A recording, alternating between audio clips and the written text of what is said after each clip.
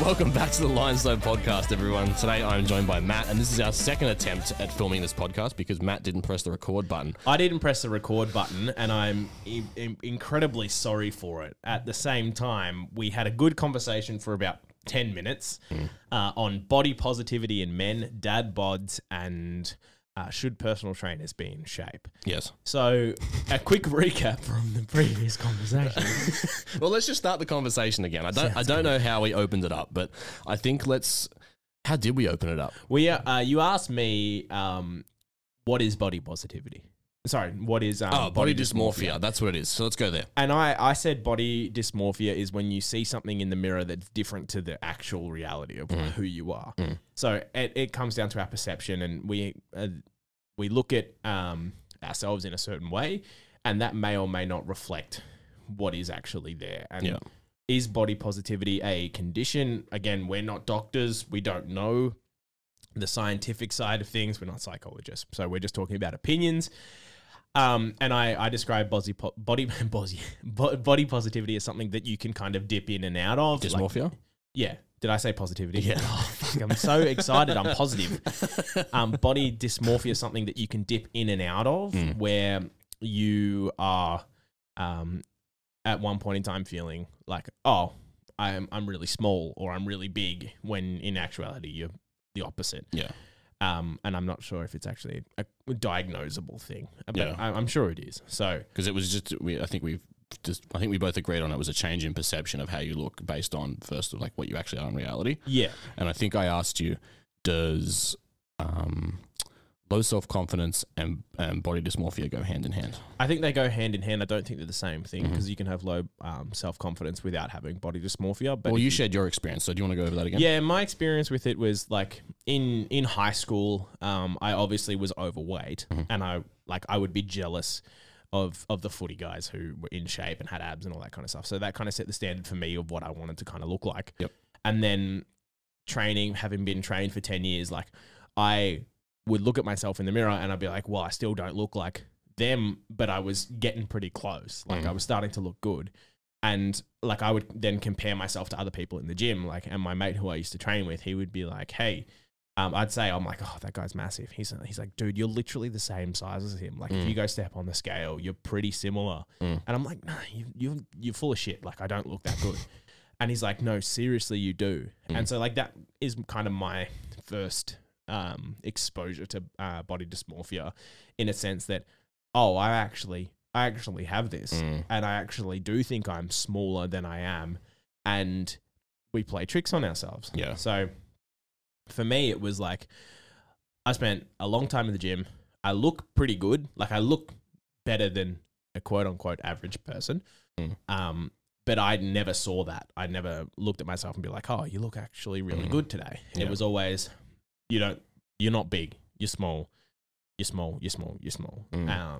And there were some times where I was one of the biggest guys in the gym, which it's not hard to do it in Anytime Fitness. But here you go. So yeah, like for me, it was looking at everyone else and thinking they're so much bigger than me.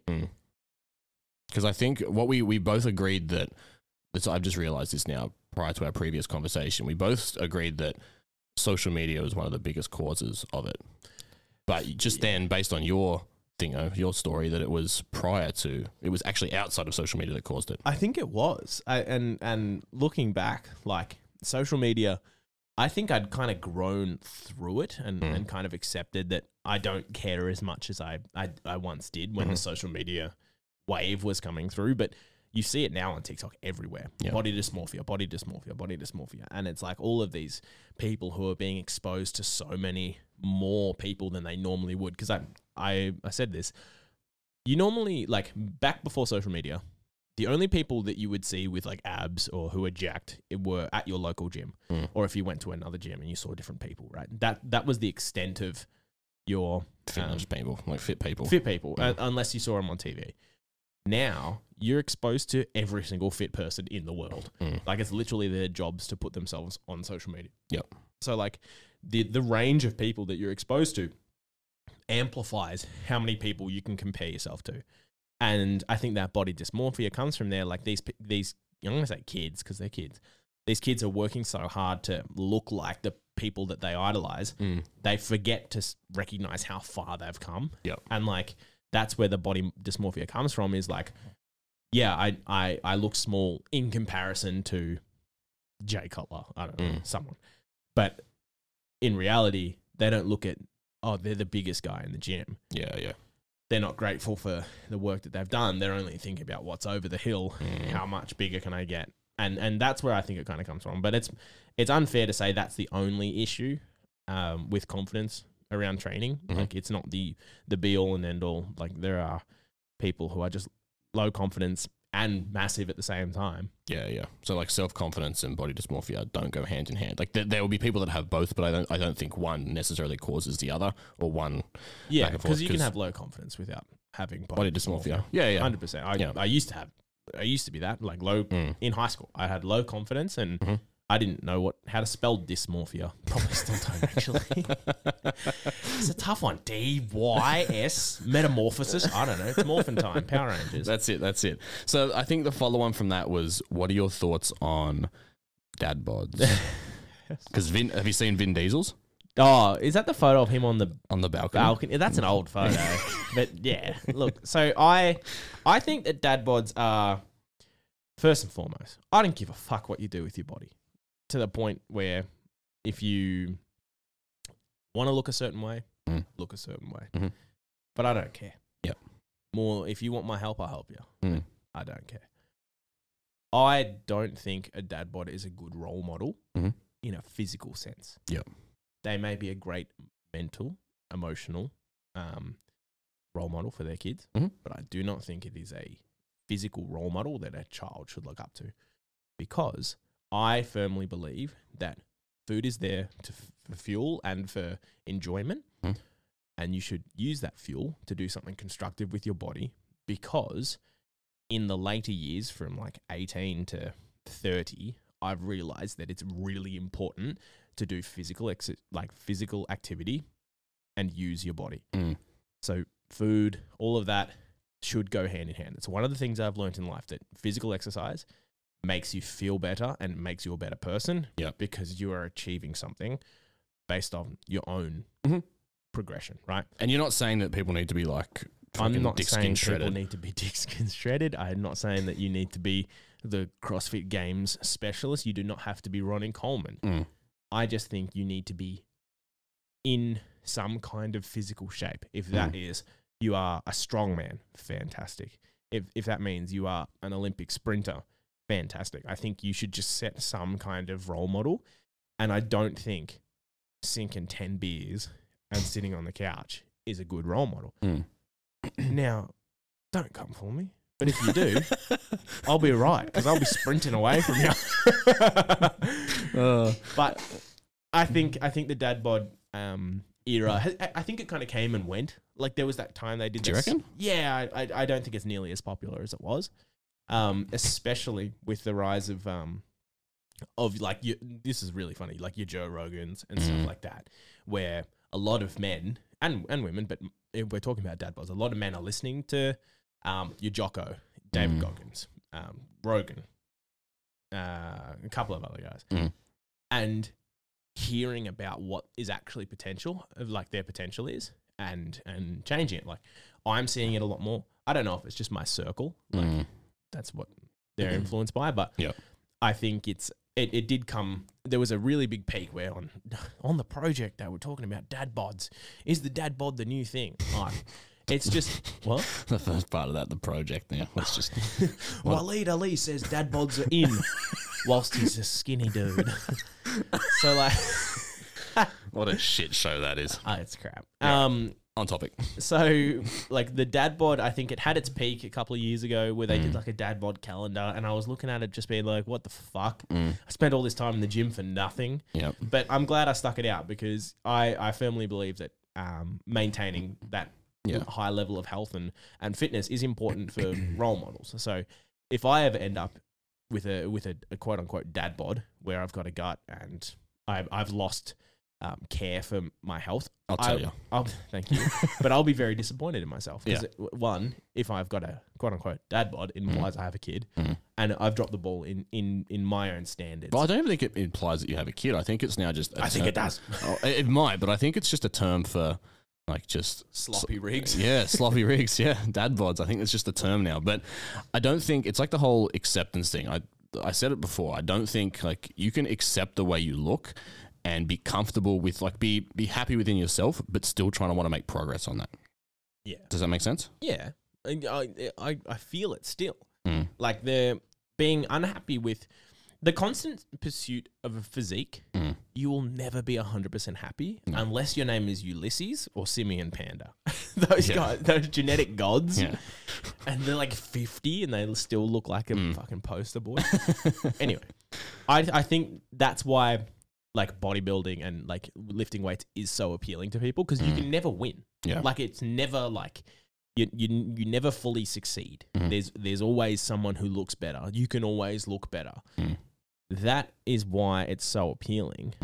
And I forgot what you said. Something like accepting yourself, but still to make progress. Yeah, accepting yourself and still making progress. But like, there's always another hill to climb. But at the same time, the balance is finding out like when to be grateful for the work that you've done. So looking at your physique and being like, I'm so much better than I was 4 years ago, and that's like the kind of time frame you need to look at. Yeah. Like 4 years ago, I looked significantly worse. Like 4 years ago, I was 40 kilos heavier. Like I've come such a long way. And I catch myself when I'm comparing myself to, who's a good example? Oh, the IFBB just was. The guy who won that, Sonny. He looked fantastic. Yeah. Like absolutely phenomenal. And I'm like, oh, compared to him, I'm a sloppy rig. But I forgot for a second that I was 40 kilos heavier. Yeah, like, you're also on two different levels and two different paths. For sure. But at the same time, you don't think that when you're looking at it. You think, oh, he's super shredded. He looks healthy. Like he looks all that kind of stuff. But I'm comparing. And that's where the comparison is the thief of joy comes in. Because comparison, it's so easy for you to forget how much you've already done. And when you forget how much you've already done, all that work is null and void because you think about what you don't have. Yeah, correct. And for me, like I try and practice it a lot, is that being grateful for what I've done. But at the same time, I can be grateful for what I've done and still want to look better. Yeah. Because even now, like I want to look better because I just want to be confident. Yeah. Like confidence, unfortunately, confidence scales.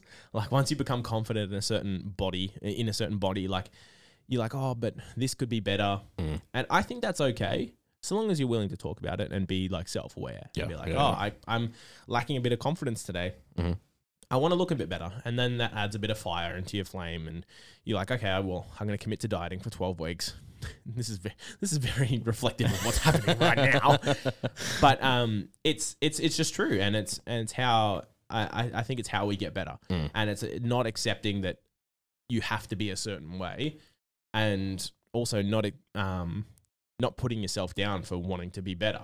Do you think accepting that social norm of just being like, well, everyone says it's okay, so I'm just going to accept it and just not change is a sign of weakness? Oh, that's tough. I wouldn't say it's a sign of weakness. I just would think it's a sign of not thinking for yourself. Okay. Like if you are willing to let your mindset be shaped by other people, that's like you just haven't thought about it enough.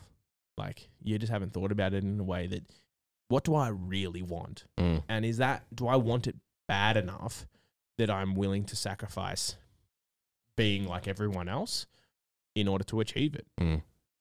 Yeah. Okay. I can hear something. Yeah, I think it's outside. The microphones won't pick that up though, so that's fine. There's someone on a phone somewhere. Yeah, someone's chatting about something. Yeah. Well, I do think, like, if you're just accepting societal norms, it's like, well, everyone says that I can just be overweight and be all good and it's totally fine. I think that is a sign of weakness. I think the crossover here is, I think it is a sign of weakness. Like, I think it's a sign of weakness in not thinking for yourself. I don't think it's weak being overweight. I don't think it's weak.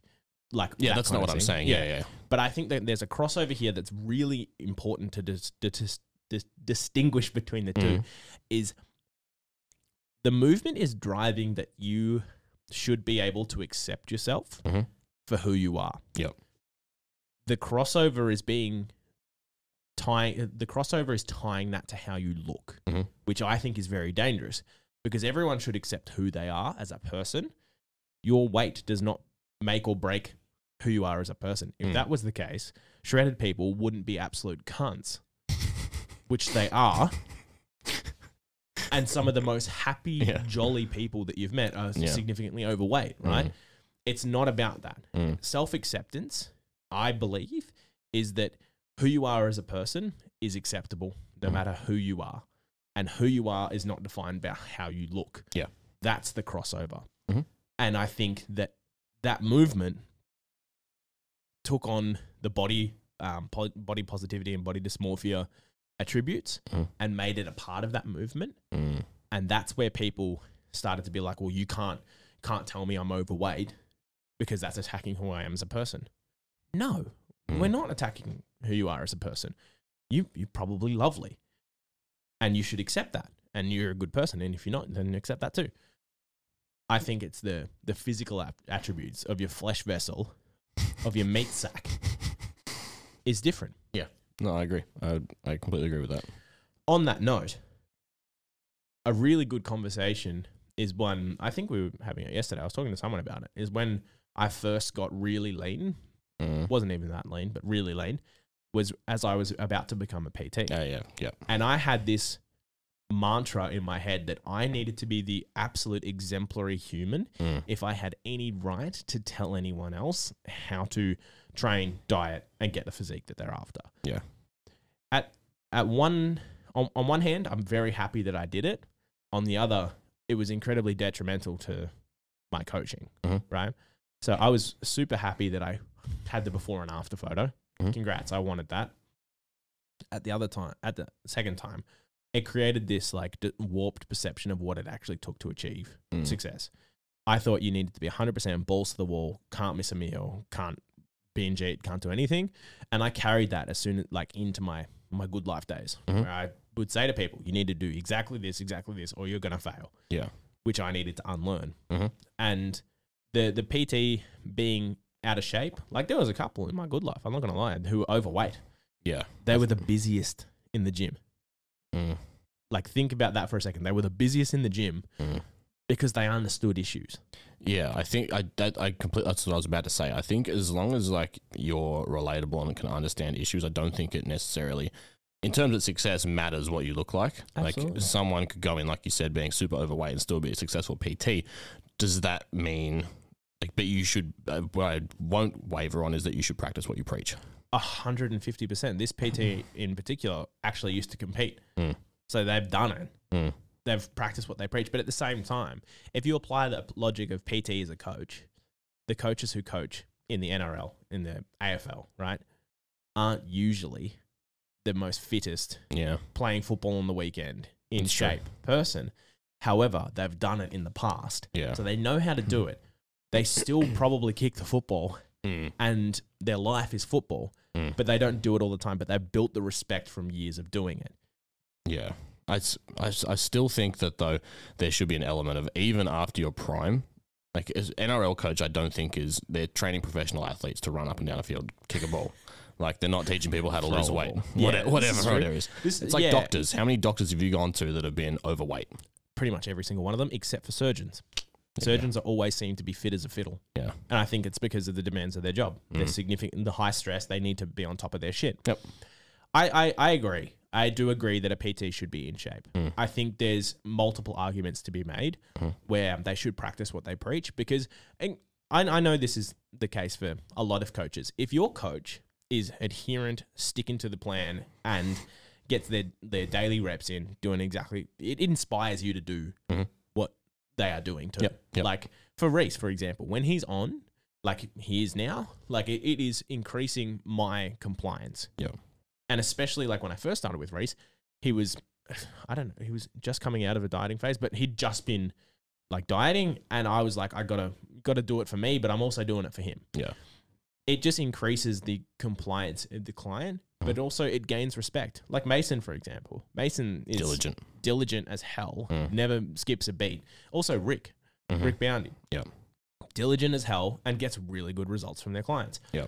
I have not seen or come across, especially an online coach who is overweight and like not fully booked. So I haven't come across an overweight coach who is fully booked and bursting at the seams, right? It's because like we take in information from people. We take in information from coaches. We see their daily habits on social media. Yeah. If they don't align with what they're teaching, they're not going to sell a product. No, exactly. You just be lying at that point because, I think, I completely agree. I think people, what's that? It's a SCOBY. It's my kombucha. I do think, PTs need to be in shape. I think it's not necessarily like comp lean or anything like that, but there needs to be an element of that you actually train. You need to look like you train. Correct. Like 100% you need to look like you train. Like looking at you right now in your t-shirt, I can tell that you train. That's good. Yeah. I was going to say, I hope so. Otherwise people are just going to call me out for it. But no, like you have a solid physique that you're building, right? You also need to put on its size in order to build muscle, right? So like you go through peaks and troughs, but unless you're on like all the gear and all the glen, you're not going to look dick skin shredded year round and get bigger. Yeah. You're just and also unless you're a genetic phenom. There are some that can do it, but if you motherfuckers, and I think that give me that flesh vessel. I don't think this is necessarily a bad thing, but it just like open the eyes of the consumer. If someone is shredded all year round on their we're going to cut to Matt sucking on the bottle. If someone is dick skin shredded all year round on their socials, it's most likely that they got a photographer, took 40 different outfit changes and took their photos for the year in one session. I'm not going to lie and pretend like I'm not covered in kombucha right now, but I agree. I think perception is everything. Yep. And when it comes to seeing what you see on socials, people do make it out to be that they're... Well, they'll do whatever they can because it ends up making them dollars. And if it makes dollars, it makes sense. If it makes money, it makes sense. As said by the great 50 Cent. So we get all our life quotes from. That's exactly right. All right. Well, I know this is a bit of a shorter episode, but I think I just ruined it by spilling kombucha on myself. Yeah, and the fact that we did 15 minutes before without recording. So yeah, you know what happened. You know how it be sometimes. This is going to be a shorter episode. Next week we will be back with. We'll make sure it's a longer one to make up for it next week. Yeah, sometimes it's not about getting the best session. Sometimes it's just about showing up. And today we showed up. Yeah, and it doesn't matter if you don't last long anyway. And if you don't like it, fuck you. Fuck off. We're not the king of the jungle. He's shit himself. He's going to murder us.